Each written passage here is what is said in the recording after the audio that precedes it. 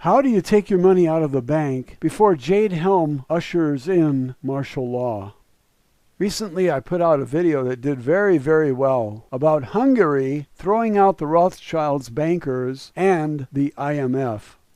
So I wanted to know how many websites had picked up on my video and were showing it. YouTube sent me a special message that said this video has received more views in the first couple of days than any video you have done over the past 6 months. In the Google search I did not find any websites showing the video, but I found this article by Dave Hodges at scott.net. And I read it first without looking at the author. The writer impressed me. He knows exactly what's going on in America and the world, and his articles are astoundingly realistic. The date is April 10th, 2015, and so I'm late. Today is August 4th, 2015, and it's almost midnight. It appeared at the Activist Post, and I read Dave Hodges' articles, but missed this one. If you want to know exactly what's going on in the world, Dave Hodges is your writer. Most people are unaware of what Dave is revealing here. The actions of the federal government scream totalitarian dictatorship, and it's clear that we are entering a dark cave of oppression, tyranny, and despotism. I'm just going to read it because this one doesn't need any more setup. Wouldn't hurt to have a roll of toilet paper around.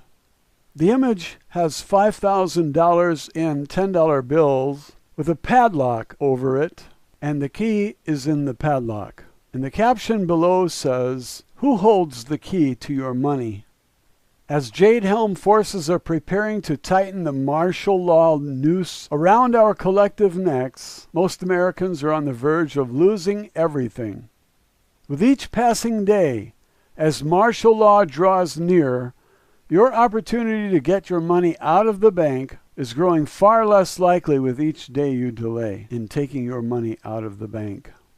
This is the single most requested topic that people have asked me to comment on. A partial awakening of the American people. Many of the citizens of our country are finally awakening to the unfolding tyranny. Yesterday I received 37 emails from readers that in some form were asking me what they should do with their money because their investigations and observations agreed with mine, and that the United States is headed toward an economic meltdown followed by martial law. The author says, take the bulk of your money out of the bank. As the country races toward martial law and financial collapse, here are several major reasons to take the majority of your money out of the bank while leaving just enough in the bank to conduct business and to pay your bills. He says common sense dictates taking your money out of the bank. Would you work for 50% over the next 5 years in order to keep your job? For most, the answer is a resounding no. Well, if you keep the majority of your money in the bank, that is precisely what you are doing. If we take the word of the government that inflation is only about 5%, coupled with the fact that your savings account only pays 0.25% in interest, it is foolish to leave your money in the bank. $10,000 in your bank account today will lose over half its value in less than 5 years. And in reality, most of you should be aware that inflation is closer to 12 to 14% because the government does not count the price of food and gas into their inflation figures, as if we do not have to eat or drive to work. There are a number of factors which lead to inflation, most of which end up putting money in the hands of the interlocked banking, oil, and defense industry interests. When one understands what a mistake it was to abandon the gold standard and take on unlimited debt so that the aforementioned special interests could receive sweetheart deals courtesy of the U.S. government, one then understands that by putting most of your money into the bank, you are investing in your financial demise. And the author says the unsound American economy will lead to a banking collapse. Presently, the United States has an $18 trillion deficit, a $240 trillion unfunded liability, and credit swap derivatives debt in excess of $1 quadrillion. The only backing the U.S. dollar enjoys is the petrodollar, and that practice is being eroded by the Russian and Chinese-led charge away from the dollar and into gold. There will soon be a tipping point where the American economy will die a sudden and violent collapse as the currency hyperinflates. It is far more likely that an economic collapse will be contrived instead of following the natural path listed above, because the timing and severity could be controlled by the banksters. The author says when the collapse comes, you will not get your money out of the bank. The Seventh Circuit Court of Appeals ruled that when you put money into the bank, you have transferred ownership of that money to the bank. This ruling represents government-sponsored theft in the highest order. Yet most of us are unaware that this happened.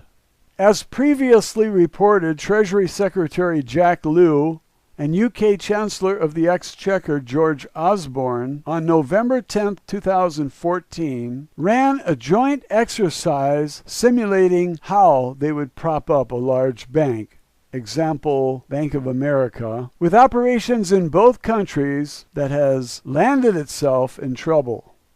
Also taking part in the bank failure drill, which included a cyber attack upon several banks, was Federal Reserve Chair Janet Yellen and Bank of England Governor Mark Carney and the heads of a large number of other regulators in a meeting hosted by the U.S. Federal Deposit Insurance Corporation.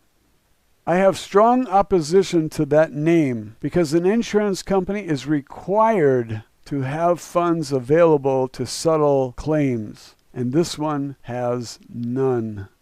The only thing they have are IOUs. They build the banks 3 years in advance, and that's the only money they have that they can count. Let's move on to the next paragraph.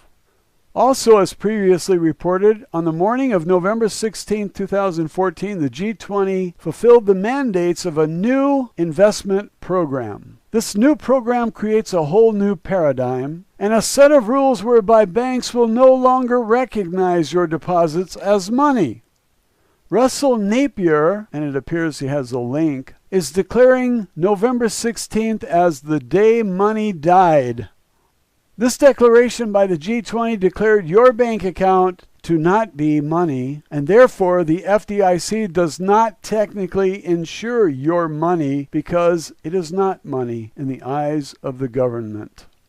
Have you used the toilet paper yet? Well, get your hands around it because you just might. In April of 2013, the banksters began to seriously manipulate the price of gold, as evidenced by the actions of Goldman Sachs, who told their clients earlier that they recommend initializing a short COMEX gold position. So Goldman Sachs is betting that COMEX is going down. Goldman Sachs told their clients that they recommend initiating a short COMEX gold position. After investors were duped into panic selling, the banksters bought up massive sums of gold. I think in the next sentence there's a word missing. I'm going to read it as if it's there. The banksters were buying gold while getting out of the American stock market and the mega banks. Why? Because the dollar is going to collapse and the banksters are seeking safe havens for their wealth. This move should have been a huge red flag for all bank depositors. Now here's the scary part, and you're going to need the toilet paper, I'm just about sure, because when I read this, it gave me diarrhea.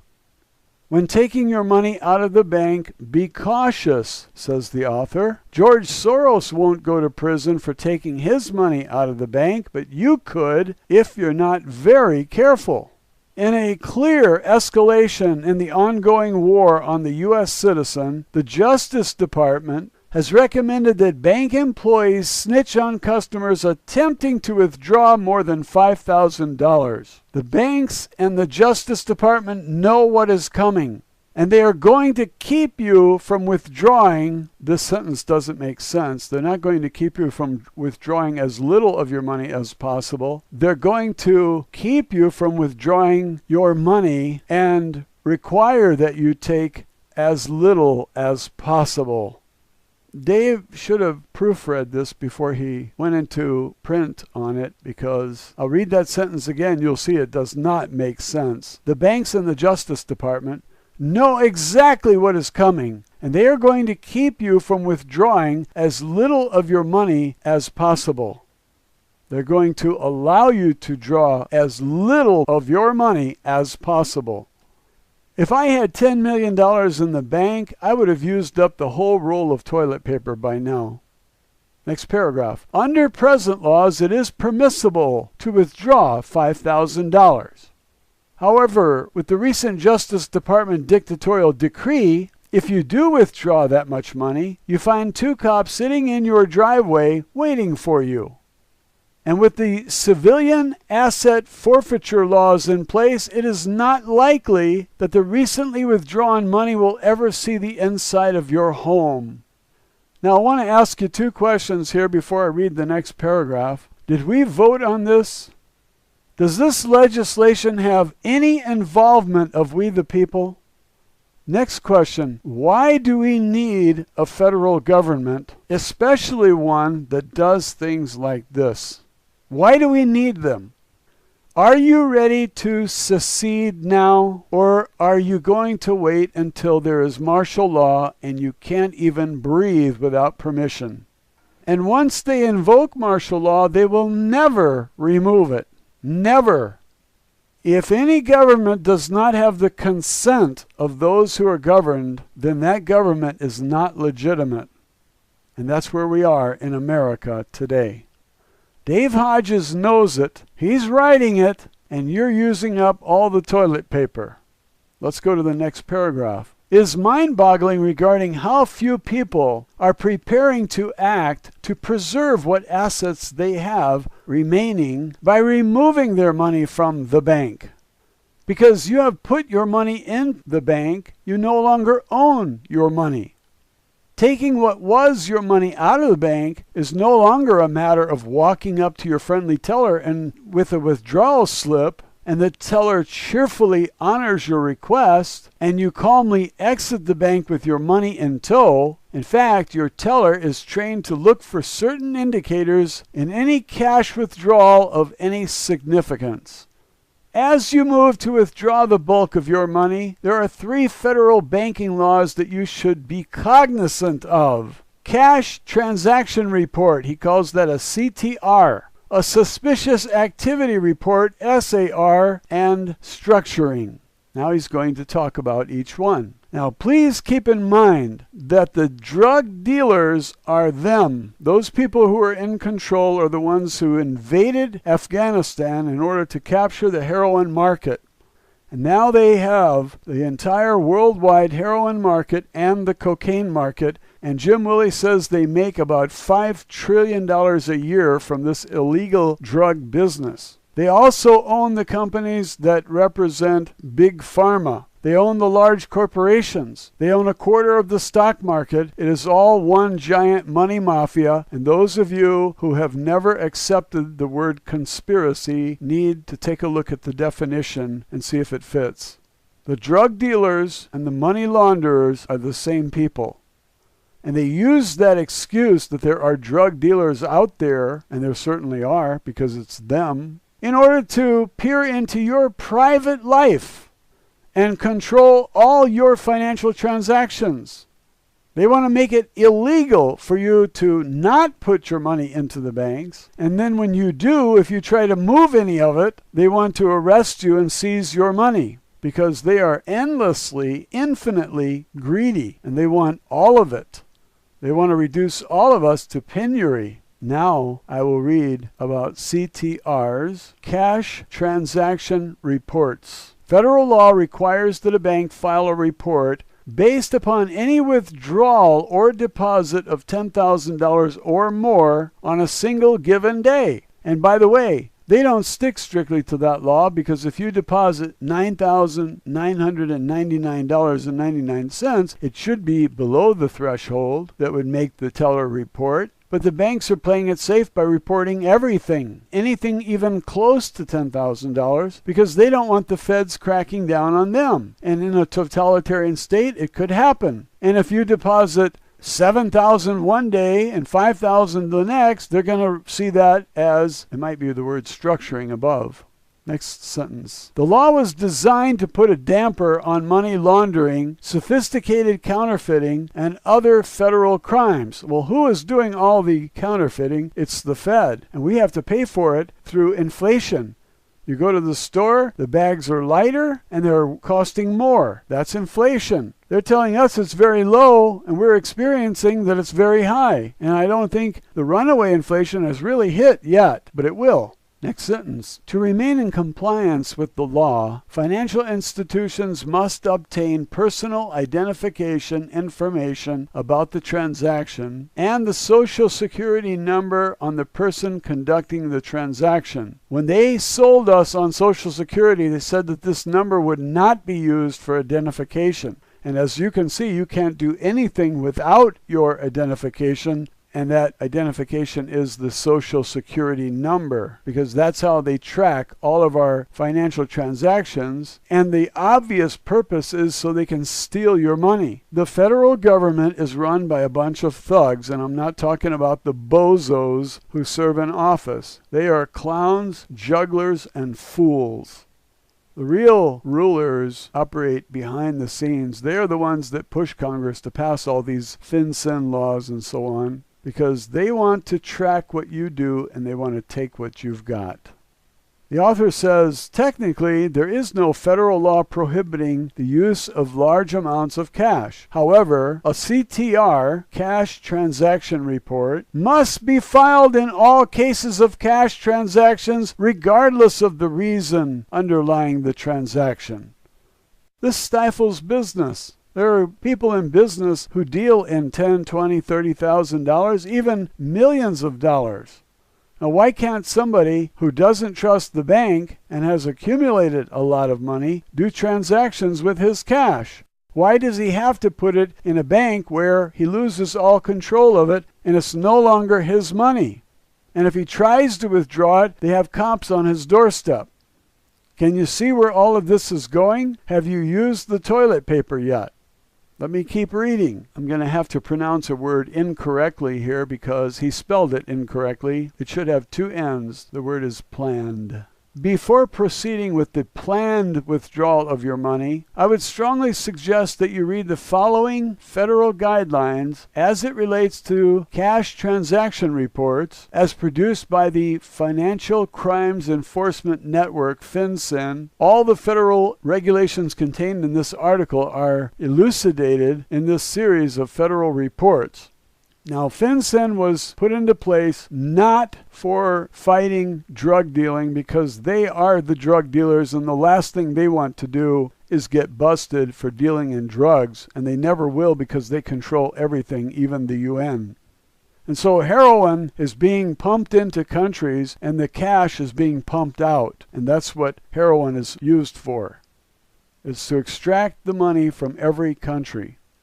And if you allow these people to continue, everyone on the planet will be hooked on drugs and working just to give them money for their drugs. The purpose of FinCEN is to track every financial transaction, because it's not your money, it's their money. It's not your life, it's their life, and you are a slave to them.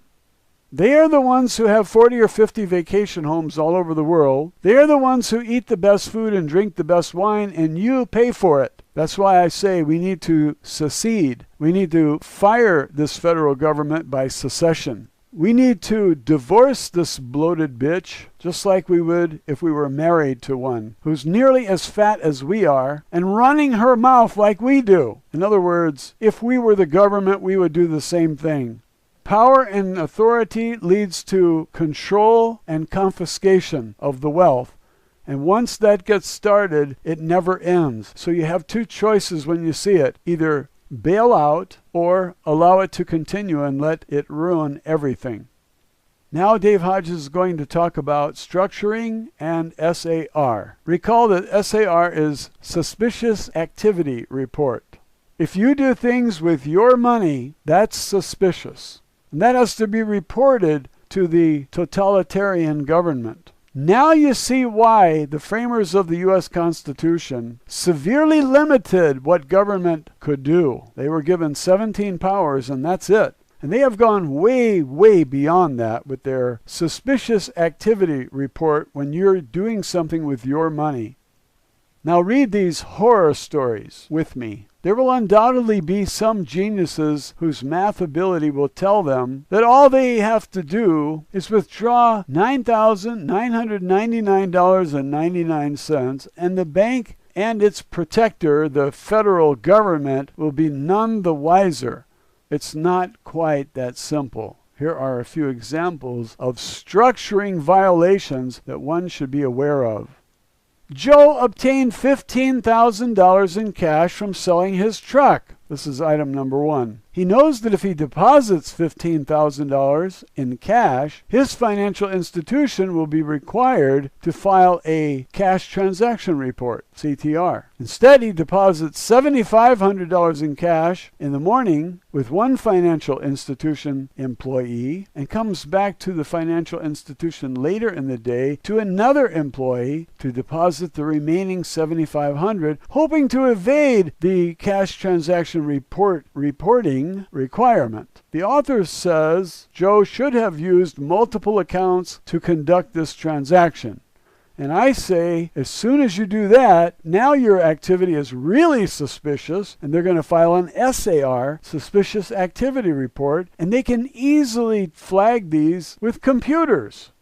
So if you think you're going to escape a totalitarian government bent on taking your money, forget it. You cannot sell a truck for $15,000 and do anything with the money, because if you drive home with it and there's an RFID chip in the 20s and the 100s, the cops will pick it up. They'll pull you over and they'll take the $15,000. You can say, I just sold a truck and that's the money from the sale. And they don't care because they're supposed to take money from people. There's a war on cash going on. And they have taken something like $2.5 billion.